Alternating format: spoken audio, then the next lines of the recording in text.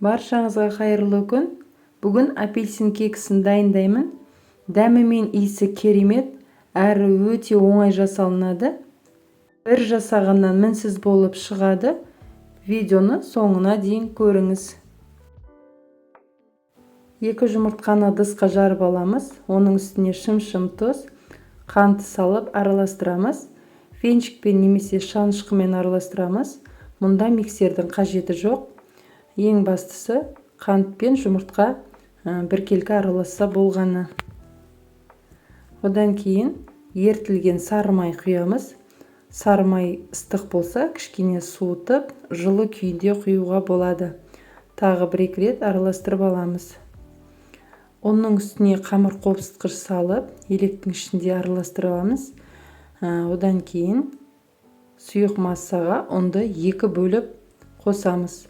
Ұнды осылай електен өткізіп қосқан жақсы, себебі ұн мен ауа алмасып, пирогтың жақсы көтерілуіне өз септігін тигізеді. Ұнның ешқандай түйіршігі қалмайтындай етіп, біркелкі сұйық масса болғанша араластырамыз.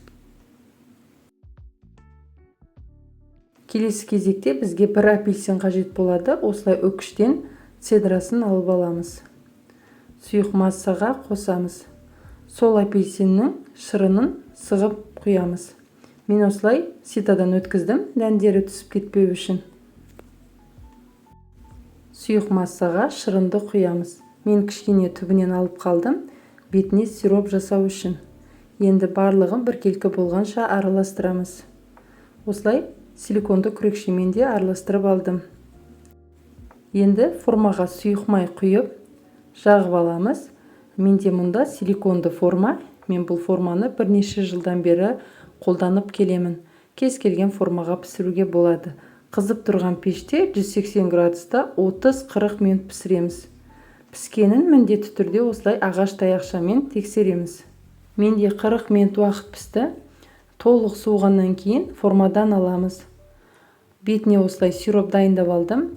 Жаңағы алып қалған апельсин шырынына 1 ас қасық қант ұнтағын салып араластырып осылай құйып алдым. Әсемдік үшін бетіне кокос жаңғағын сеуіп шықтым.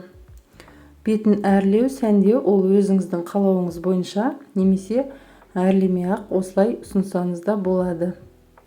Қазір кесіп көрсетемін. Өте жұмсақ, дәмді, үлпілдек болып шығады. Міндетті түрде жасап көріңіз, сізге ұнайтынына сенімдімін. Барлық құрамын, мөлшерін мен осы видеоның астына жазып қалдырамын. Бір жасағаннан шығатын өте сәтті рецепт. Егер видеоны соңына дейін қараған болсаңыз, каналға тіркеліп, лайк басып, төменге өз пікіріңізді жаза кетуді ұмытпаңыз. Назарларыңызға көп-көп рахмет.